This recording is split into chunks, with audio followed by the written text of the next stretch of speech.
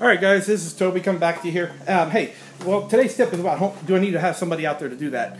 And as you see right here, I've been patching mine up here. It's been a couple years since I've done mine. I always do my own. I'm just one of those kind of guys, I guess. It still bugs me to have somebody change oil in my car.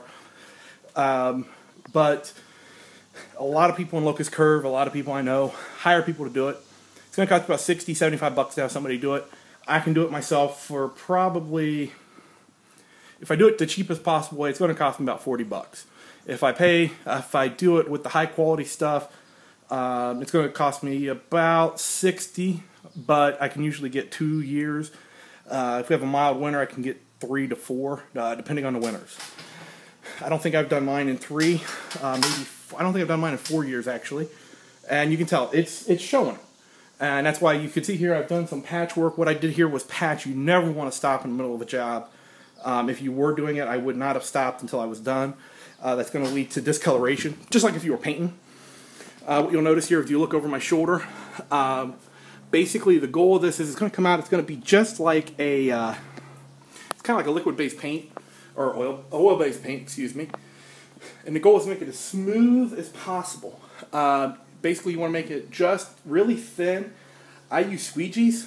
Some people really like brushes. I really like squeegees just for the fact that once you get it down, that squeegee just takes, basically you can make it as paper thin across. And what I'll do is I'll just spread it out across all the way down. And I just work down. I'll start at the top and I'll work all the way down the driveway. Usually I'll go half at a time. That way I can reach across and bring it to the middle. And then I'll bring it down.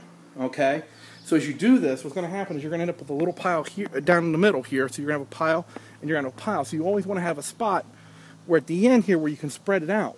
Okay, so like I'd stop it like here, bring it down to here, and then I'd leave myself room here that I could spread out the excess. Now what you're seeing here, and I said crack filler, what I'm doing, and you can tell it's been a while because you can see what I'm doing right now is I'm focusing on getting things like this right here covered up so that when I do this, those will be smooth again.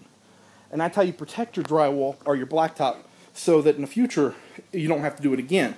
The cool part about it is once you smooth it out, they've got them, I got that at Anderson's for $6, $6 or $8. It would have been a great thing if I'd done it last year. That whole thing, probably 2 of those would have done my driveway. I waited a year. We had that winter freeze-thaw a little bit. So I probably will need 3 or 4 of them.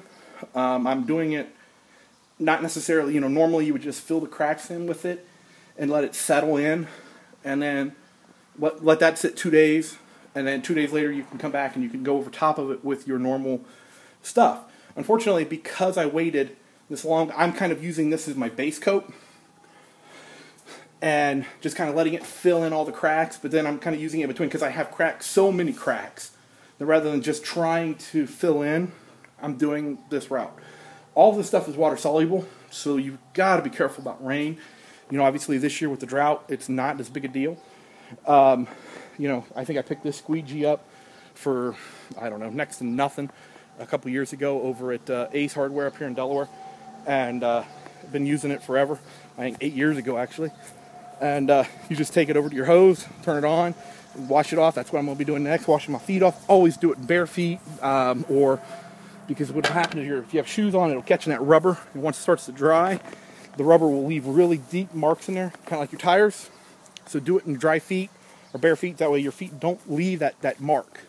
Alright, I hope this helps. If you got any questions, by all means, give me a call or drop me an email. 740-990-9748, Toby at tobysellshomes.com, or, hire a local professional to do it for you. There's a lot of them hitting you up in your mailboxes. Haven't seen a lot of them lately, but I know every spring they're hitting our mailbox. Well, that's because my driveway looked like crap this year. Maybe that's why I got one every other day. But, hey, this is Toby Boyce saying this is Triumph Realty. Peace out. Till next time, have a great day. Love y'all.